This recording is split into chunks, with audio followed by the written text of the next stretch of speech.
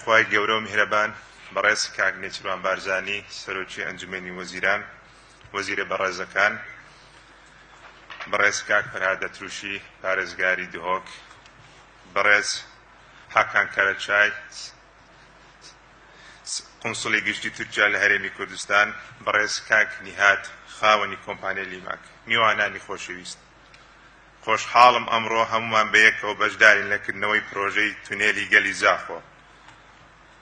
گەرچی لە 4 ساڵی ڕابردوو دۆخی هەرێمی کوردستان بە کۆمەڵێک قەیران و تەنگەژەی ئابووری و سیاسی و سەربازیدا تێپەڕی، بەڵام وەکو کابینەی هەشتەمی هەرێمی کوردستان بە هاوکاری و پشتیوانی ڕاستەوخۆی سەرۆکی ئەنجومەنی وەزیران بە گوێرەی ئەو پلان و بەرنامە استراتیژیەی داماڕشت بوو، توانیمان کۆمەڵێک پرۆژەی استراتیجی لە ناو جیاجیەکانی کوردستان جێبەجێ بکەین کە خۆی لە 335 پرۆژە جۆراوجۆری بواری ڕێگاوبان و تونێل و پرد و یەکەی نشتێبوون و بیناسازیدا دەبینێتەوە.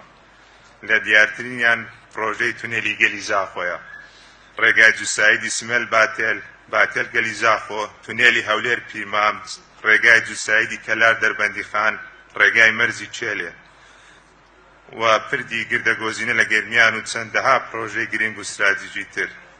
لە پاڵ جێبەجێکردنی پرۆژەکان لە تەمەنی کابینەی هەشتەمدا توانیمان کۆمەڵێک چاکسازی لە بواری کارجێڕی و بەڕێبردندا ئەنجام بدەین کە ئەم چاکسازیانە هەنگاوی گرنگ بوون بۆ کەمکردنەوەی بارپرسی دارایی لەسەر حکوومەت و خێراکردنی ئیش و کارەکانمان.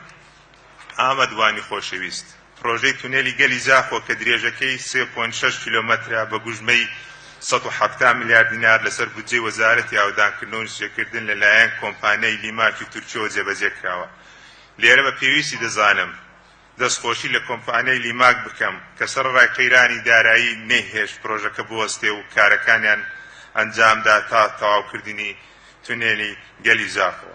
ئەم پرۆژەیە پرۆژەیەکی استراتیجی و گرنگە بۆ ناوچەکە لە جێبەجێکردنیدا سەرجەم ستاندەر نێودەوڵەتیەکان وەکو ئاگرکوژێنەوە، هەواگۆڕی، ڕووناچی، چاودێری تێدا بەکار هاتووە. لە ڕووی ئابووریەوە یەکێک دەبێت لە پرۆژە گرنگەکان کە نزیکە لە خاڵی سنووری وڵاتی تورکیا و هەرێمی کوردستان و بەکردنەوەی کاریگەری ڕاستەوخۆی دەبێت لەسەر جموجۆڵی بازرگانی و ئابووری و کاراسانی زۆر باشش دەبێت بۆ هاوڵاتیان لە کورتکردنەوەی ڕێگای نێوان دهۆک و زاخۆ.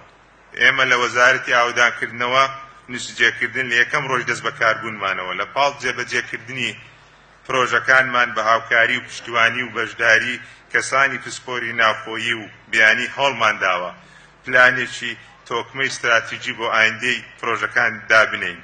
لەو پێناوەشدا لە تەمەنی کابینەکەماندا توانیمانە 335 پرۆژە هەمەجۆر بە ئەنجام بگەینین. لەم ساتەشدا کە لە حزوری ئێوەدا قسە دەکەم زیاتر لە 164 پرۆژە لەژێر جێبەجێکردندایە. ئومێدوارم لە داهاتووی نزیکدا جێبەجێیان بکەین. لە کۆتاییدا دەستخۆشی لە بەڕێوەبەرایەتی گشتی ڕێگاوبانی دهۆک و سەرجەم کارمەندانی بەشداربوو لە جێبەجێکردنی ئەم پرۆژەیە دەکەم. جارێکتر بەخێر بێن. زۆر سوپاس بۆ ئامادەبوونتان بەرەو کوردستانێکی ئاوەدان و ئارام.